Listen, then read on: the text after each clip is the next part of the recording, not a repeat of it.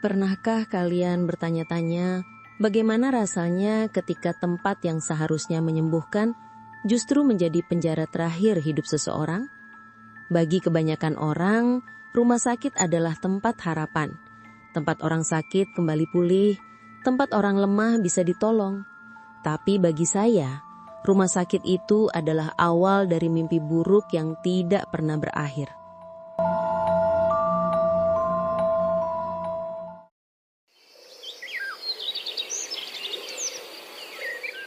Nama saya Sulastri. Saya lahir tahun 1942 di sebuah kampung kecil di pinggiran Garut. Saat ini usia saya baru 19 tahun. Masih muda, masih penuh mimpi, tapi juga terbebani oleh kenyataan. Sejak kecil hanya ada saya dan ibu. Ayah meninggal ketika saya terlalu kecil untuk mengingat wajahnya dengan jelas. Jadi ibulah yang menjadi segalanya bagi saya. Ia perempuan yang keras, tangannya kasar karena setiap hari bekerja di sawah, tapi sentuhannya selalu jadi tempat saya merasa aman. Beberapa bulan terakhir, kesehatan ibu semakin menurun. Batuknya makin sering, dadanya terdengar sesak, tapi ia berusaha menahannya di depan saya. Saya tahu betul ia menderita, dan itu membuat hati saya hancur. Lalu datanglah kabar itu. Seorang kerabat jauh memberitahu ada lowongan kerja di sebuah rumah sakit di pinggiran timur Batavia. Gajinya memang tidak besar, tapi cukup untuk membeli obat bagi ibu. Bahkan mungkin menyisakan sedikit untuk masa depan. Bagi sebagian orang itu terdengar seperti kesempatan emas, tapi bagi saya itu dilema terbesar. Bagaimana saya bisa meninggalkan ibu sendirian di Garut sementara ia semakin rapuh? Malam sebelum keberangkatan, saya duduk di samping ranjangnya. Saya menggenggam tangannya erat, mencoba menyembunyikan ketakutan saya sendiri. "Bu, saya pergi hanya sebentar. Setiap bulan saya akan kirim uang. Ibu jangan khawatir," bisik saya pelan. Ibu menatap saya dengan mata berkaca-kaca. Ia tidak berkata banyak, hanya berpesan singkat. "Lastri, kalau kamu sudah sampai sana, jangan percaya semua orang. Tidak semua yang kelihatan baik itu benar-benar baik." Kata-kata itu terus terngiang di kepala saya sepanjang perjalanan. Perjalanan menuju Batavia begitu panjang. Dari balik jendela kereta saya melihat sawah luas, perbukitan, lalu berganti gedung-gedung besar yang asing. Batavia tidak seperti Garut. Udara di sini berat, penuh asap, penuh suara. Rumah sakit tempat saya bekerja berdiri di pinggiran kota, agak tersembunyi di balik pepohonan kering.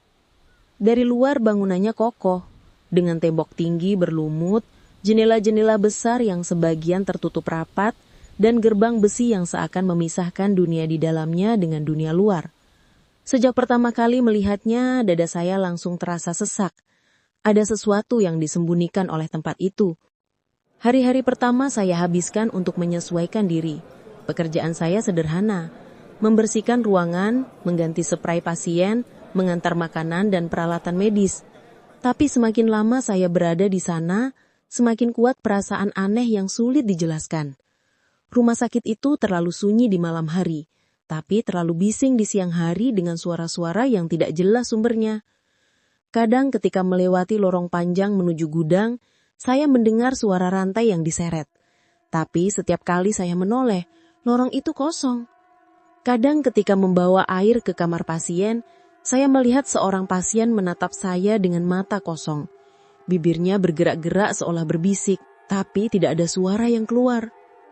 Bahkan pernah saat saya menutup jendela kamar, saya sempat melihat siluet seseorang berdiri di halaman.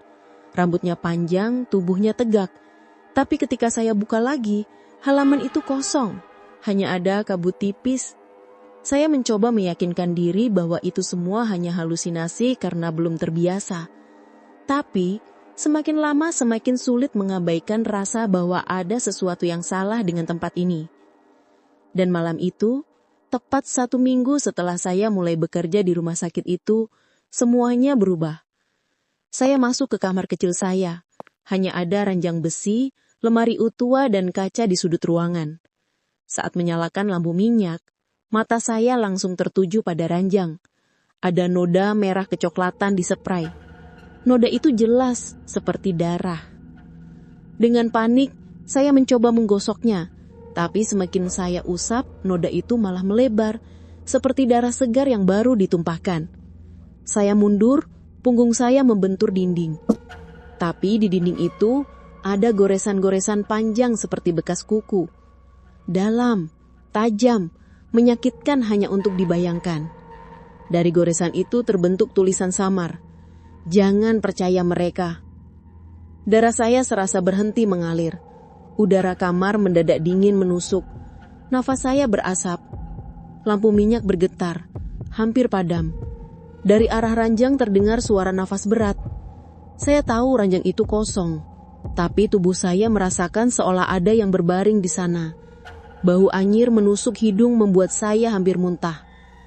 Dengan tubuh gemetar, saya menoleh ke kaca tua di samping lemari. Dan di sanalah saya melihat sesuatu yang tidak akan pernah bisa saya lupakan. Bayangan di kaca itu bukan milik saya. Kulit pucat, mata biru pudar, rambut panjang pirang terurai kusut. Wajah seorang perempuan asing menatap saya tajam, bibirnya bergerak-gerak tanpa suara. Saya menjerit dan terhuyung mundur. Dari bawah ranjang, sesuatu jatuh. Sebuah kalung tua dengan liontin perak. Dingin sekali, seakan baru saja diangkat dari tanah basah. Saya tahu itu bukan milik saya, dan saya tahu kalung itu bukan sekedar benda biasa. Lorong di luar kamar mendadak sunyi, bahkan suara jangkrik hilang. Dan ketika saya menggenggam kalung itu, saya sadar satu hal. Saya tidak sendirian di tempat ini.